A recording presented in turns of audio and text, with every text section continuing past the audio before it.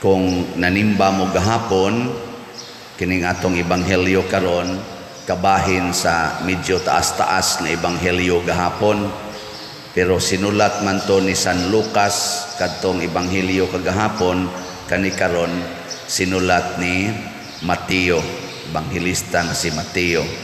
Nya murag lahi sad siya og context kay si Kristo nagpadong sa Jerusalem gahapon, nya naglakaw padong sa laing balangay, pero kani dinhi padong siya mutabok sa lanaw sa Lake Galilee.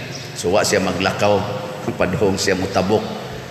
Pero papariharag context nga ang gisulti ni Kristo, kung musunod mo nako, wa ra bagyod ko'y lugar nga kapahulayan. Musugot ba mo nga sama nako, wa gyud mo'y inyong lugar nga kapuy-an. Ana nya lain sa gyapong context apo parihara iyang gisulti, pasag din ang mga patay nga maoy mulubong sa ilang mga minatay. Karon concern kay tas atong mga minatay, di ba? Wa agud mamatay gikuhaan na nimo og burial plan. Kay murag concern kay ta ba? Nya tungod sa atong pagka-concern, gusto ta nga komportable ang atong kinabuhi ba, gikan sa pagpanganak hangtod sa pagkamatay. Nya usa man gyud makapabugat nato kanimang yung kwarta, so atong i-secure ang kwarta.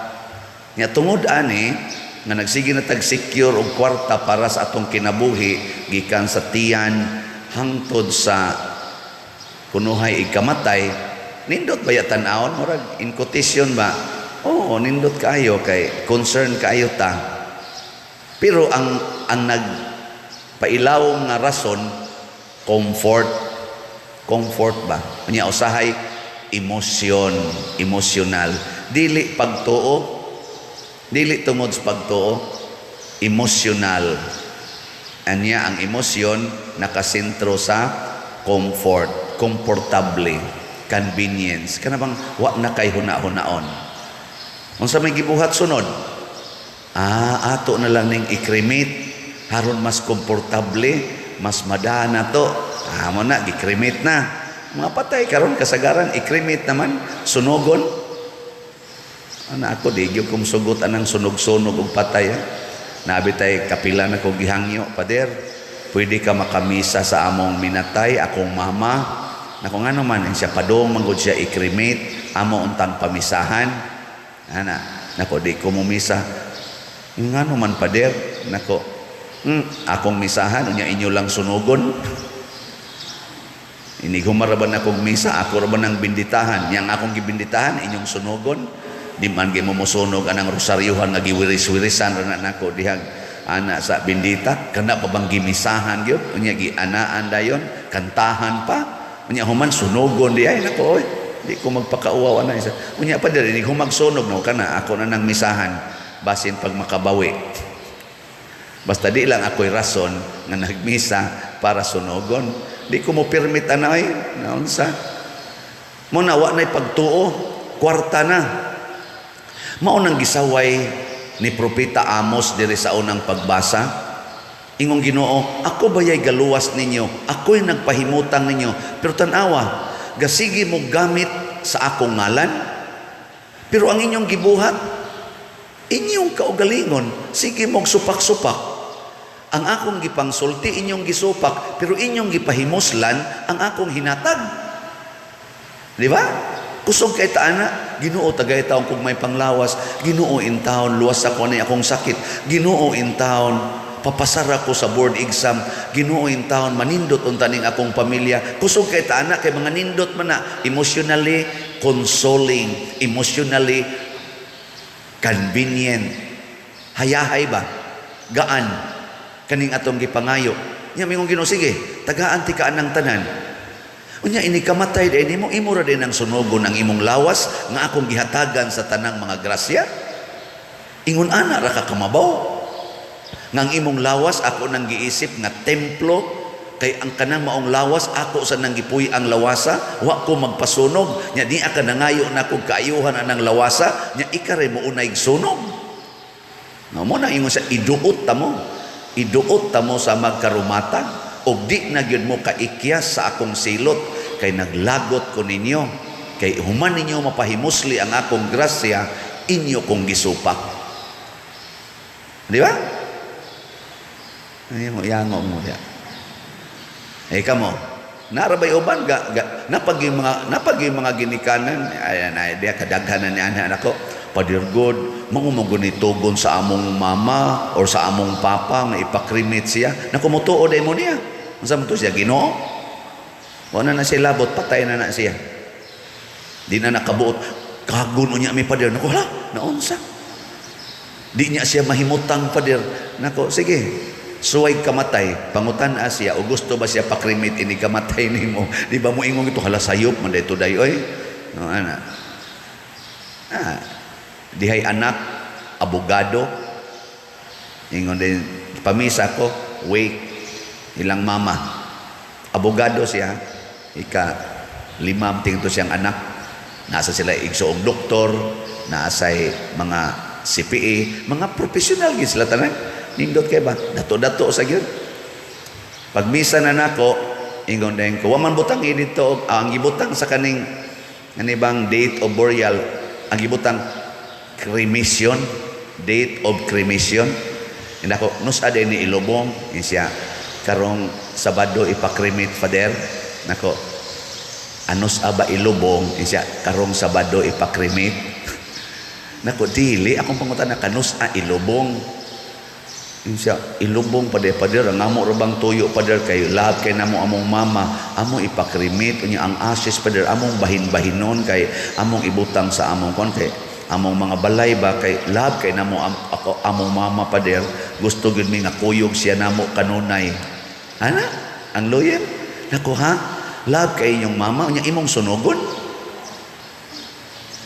nako kanang imong anak love na nimo uy Pader love nako aribe sunugo tanas kandila ang tudlo anak di ka kunin mo ikiha tudlo lang nya karon lawas kis inyong mama nga love kay ninyo inyong sunugon mao ni nagpasuso ninyo mao ni nagmabdos ninyo mao ni nagutong ninyo mao ni nagalaga ninyo hangtod mo nangahimong lawyer nangahimong CPA nya makaako kag sunog siya iya magunang last will Pader nako ay sunugan sa mutuo sa dekas last will sa imong mama kapila man ka ni supak sa imong mama sa una katong katubo pa ka kapila ka ni supak insya o kadaghan sa Pader latusan man may usahay makasabaan mi nako kaning pagsupaka karon mao ni pinakanindot nga pagsupak og ginikanan aning panahon na supaka ang last will sa imong ginikanan kung lawyer man ka timbang-timbang ako no doon na panahon nga mosupak ta. This is the best ganing moment nga makaingon ka misupak ko nimo ma tungod kay nahigugma ko nimo tungod kay nagrespeto ko nimo tungod kay gi-honor ti ka the way God teaches me to honor you as my mother. I cannot burn the body of the person very honorable to me. Nanghilak sila nanghilak Padir, di na namo ipakrimit, ikay misa iniglubong padirhan. Ako, oo, ako'y misa. Gischedulean din nilang lubong. Ako rin nagmisa. Purti, ginilang gakos-gakos sa lumon, purti nilang hilak. Kapag humanan nilang lubong dito, kanindot Padir, no? Ang burial ba nga tanawag yung, kung kayo ba, honored kayo, among mama Padir, lipay ka ito. Nako, wasay siguro. Basig na impirno to. Kaya iyamang ipakrimit yang lawas. Wa man sa respetos yang lawas ambot og nakabawi ba to masig nakabawi to ating itos langit pero di na namo importante ingon ko sunda ang gustos Ginoo dili ang atong gusto mao na yung Ginoo diri iduot ta mo tanawang atong salmo unsay gisulti warning mo yan bantay mo ani diri sa unang pagbasa ningon way makaikyas bisag katong kusog mudagan naamaroy atong mga binuang kayo kanibang mga dato kay natong mga tao ba naghimog mga spaceships nga makaabot ko nung adtos Mars, kay haron ko nung ini kagunob sa kalibutan, kay matunaw man dyan yung kalibutan tungod aning global warming, ilan naman gi-compute o pila nalay edad sa kalibutan, matunaw naman ko nun wa may makaikyas na to, gahimo silang spaceship, kay mamalhin sila nga tos Mars. At to na kuno sila mupuyo mo, naghimo na silang mga building dito sa Mars kuno, na nasa sila mga uma dito, na nasa sila rest house, na nasa sila swimming pool. Pamalit na mo spaceship, tag 1 billion ang usa. Kapalit mo? Istoryahe, wa nila tanawas Bible nga niingon si Kristo, mutipas sa ilang naandang agianan ang mga planeta, nya mapawong ang adlaw. Mapawong ang adlaw, nya mutipas ang mga planeta sa ilang naandang agianan, o magkapaking sila. O nya, ang Earth, ini kagubaan. Dili ka ni mo dapog dito sa Mars. Ambot, makatugpa na ba ka sa Mars? Basig pag atanaw ni mo, nabungkag na sa Mars. Way makaikyas, oy, matud pas Ginoo. Bisag kadtong labing isog, mudagang way sinina, tungod sa kahadlok. Nga naman, tungod kay nagsupak-supak ta sa Ginoo.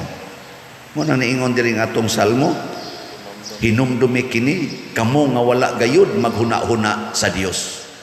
Ang mga dato kay karon di na maghuna-huna sa Dios. Ang kuyaw hastang pari di na maghuna-huna sa Dios. Kulikta na lang jud, kulikta. Ako naghuna-huna jud ko sa Dios. Munang magsige jud kong ingon, Lord, kanus ang mahurot og kahalin ang slat. Pirmi jud kong mananghid sa Ginoo para nis imong parokya, para ni sa atong itukod og kumbinto sa parokya, dili ni ako kay di ko mupuyo anang parokya ha forever adto kos minteryo mo ending. Pero hutda in taon ni kahalin, uy, pagtanaw na ko Rosalyn gahapon 79 raman ka slots. Ani ingon sa ko sa Ginoo, salamat Lord kay na ini palit na 79. Oh, pakpak, oh, di ba? Kailan na 79. Oh, napay 9,494 na ang total. O niya, kay kinahanglan man tag labing minus 12,000 para makasugod tag tukod na kumbinto. Di na, nalay mga kuwang mga 2,600 slots. Ato ba ning hotdog palit karong si Manaha? Matapos namang Hunyo. Aron inig first week of July. Sugod na ta. Kaya ka ding hotdog, kutob karong Domingo. Okay, tiksi itong tanan ninyo mga kaila, kamo sa mga online parishioners, tiksi ito. Ay mo pagsigig, sige magani mo bayad anang inyong premium para pakrimit, para anang kolumbarium, ana nga wa ginay kapuslanan para sa atong kaluwasan. Wa. Ang kaluwasan naa sa paggamit sa grasya nga gihatag sa Ginoo sama anang kwarta aron ihatag sa mga nanginahanglan. Ug ang nanginahanglan karon mao ang atong simbahan in relation aning atong dopes kaning divine unity, prosperity and satisfaction. Ang kabus karon in our situation mao ang simbahan sa padiroy nagkrisis bang panahon padiroy nako gusto kang masulbad ang krisis, ihatag ang tanan ngadto sa Ginoo sama ni adtong byuda nga mitabang ni propeta Elias bisan krisis kay siya. Wa na ginoy krisis ang iyang kinabuhi. Sama sa mga Israelita nga mikuyog ni Moises ngadto sa disyerto, krisis ang kinabuhi. Wa gyud matanom sa disyerto 40 ka tuig krisis, pero kay kuyog man ni Moises nga representative sa Ginoo, gasigi lang gid sila kaon og inom 40 ka tuig bisag wa mananom. Why krisis? Krisis ang bino didto sa kasalskana. Pero kinisugot man sila sa pag-ingon ni Maria, do whatever He tells you. Nisunod man sila sa Ginoo, awa na'y krisis sa bino, na ay available nga unom katadyaw nga lami ang bino. Gusto mong mawa ning atong krisis? Ha? Gusto? Ihatag ang tanan nga resimbahan. Palit mong slat. Tanawag na abay ka krisis sa namalit og slat. Isurbe. Wa gyud na ano'y nangamatay. Ang pinakadakong krisis karon sa kalibutan, the crisis of happiness, the crisis of contentment. Daghan kay mga dato porting datua. Why contentment? Tanawa si Putin o si Zelensky, ka mga dato, ka mga powerful, ka mga sikat, nakontento bagod sila, nag-away, naggubat, na apil patas ilang kabuang. Di ba? Pero naa pa na'y Ginoo ka ng duha, nagsunod na sa ingon, love your neighbor as yourself. Love the least. Whatever you do to the least of your brethren, you do it to me. Pila ka buok mga ubos nga mga tao karon dito nga nangasagbay ang mga unod sa ilang lawas ngadtos mga bongbong sa ilang balay tungod kay naigo sa pagbutos bomba. Kay way gahom sama ni Putin og ni Zelensky. Naghuwat kanus ang maigos bomba. Pilaron ka buok mga ubos nila Grango nga naglakaw-lakaw na ros kadalanan mga refugees tungod kay ang ilang mga balay ug ang ilang lugar maoy na sentro sa bombardiyo, gipabakwit sila tuan na lang sa mga kaning evacuation centers. Hapit wa nay tug, hapit wa nay kaon, maghunahuna pa gyud nga paglakaw niya nakita niyang iyang papa nga mao gyud pagkabungkag sa lawas kay naigos bomba. Nakakitaan ni si Putin, nakakitaan ni si Zelensky, nakakitaan ni ang ato mga leaders, basigwa kay wa na sila maghuna-huna sa Dios. Ang ilang gusto, ang ilang garbo, mao gyud ilang gihuna-huna. Pagbantay giwarningan nata. Una, sa wap amo mga matay, palit na lang mogsla. Ikaw niya pa der, og inigpusil o mabungkag ng kumbinto, bahala ng Ginoo ana. Basta kita mo'y mitukod, bahalag siya bungkag kay siya raman sad ang naghatag nato. Importante ang atong gugma sa pagtukod sa simbahan ug ang iyang simbahanan. Di ba? Kaysa atong paghinatagay, mura naman tag-usa ka simbahan naghinatagay. Nya matukod ang simbahanan ug bungkagos Ginoo, pamatyon tas Ginoo, so be it. Basta nakita niya ang atong gugma kaniya, dili ang gugma nato sa atong kaugalingon. Ano na importante? Hotdon nato niya, karong Domingo. Hotdon tanan ni, moabot na tag 12,000. 2,600 na malang ang kuwang. Naaw nato, ug naaba. Gahapon, pagkadawat na ko sa akong stipend, ni ay gastuhanan. Dako kong stipend gahapon, kay gikapoy kong minisa. Niabot og 59,000 akong stipend gahapon. Oh, tinoon na. Motoy akong kinadak ang stipend sa akong pagsuod dire. Niya, kay tungod sa akong mga outside invitation. Kay kanay mga outside invitation, di parehas din hiba nga mantinilan lang tag 300. Yan inig misa ron ani pila ni 500 man tingali. 300? Oh, kining misaharon 300 re akong stipend ani. Pero imbitaron ko dito sa gawas, usahay tagaan kong 15,000, usahay 10,000, ana. Nya, 1/2 man ana mo'y ako, nya 1/2 sa parokya. Mo na. Kadawat kong 59. Ingon din ang atong treasurer, pila may imong kwaon ani Father. Kasagaran akong kwaon kana amang 5,000. Nako, ayay, dako-dako man. Tagaay kong 10,000. So 10,000 akong gikuha.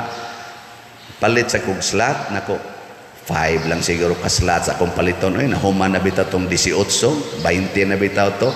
Ay, nipalit na lang sa kog, gamay ra ba kayo ni ang halinda. Ay, nipalit na lang sa kog 10 slots. The rest to, ano na sa among sinking fund, gamiton para sa atong mga personnel din. What doon yun? Hatag. Kaning 10 para madre ni. Okay, mangayo sa madre. Usahay, may nato pangtunol. Pero empty yun. Huwag mamatay ko. Maingon dyan ko sa Ginoo, Lord, di mo kong gitagaagdaghan. Naam gani, minilyon imong gihatag. Pero tuan as Kapilinya, tuan as Parokyas Garing, tuan as Parokyas Manghilaw, tuan as mga akong ipanghatag. O dinhi sa atong mga projects na way kahumanan, pero nagsigi ang kalambuan. Di ba? Nindot, ana? Di ba, wagin mo malipay. Arang-arang ni Pakpak, praise the Lord. Sige na, manindog na ta.